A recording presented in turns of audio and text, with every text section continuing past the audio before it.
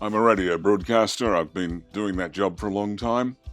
I have a lot of other interests. I do a lot of reading. I love my 2 dogs. I've got 2 white doves that have adopted the house.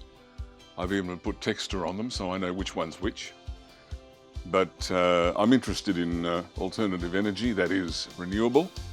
And I've had solar on this house now. I've had this house for 22 years. First thing I did was put solar on it.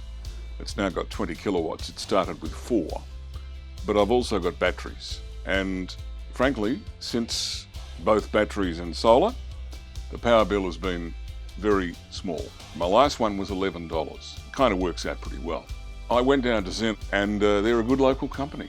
And I think I've recommended them to a lot of other people who then come back to me and say, hey, great decision I made. When you get your power bill, you get a carbon footprint graph.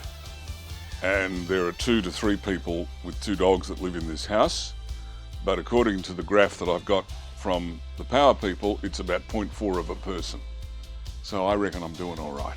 The more ZEN does what it does, the more likely they will be doing a carbon gift to the future.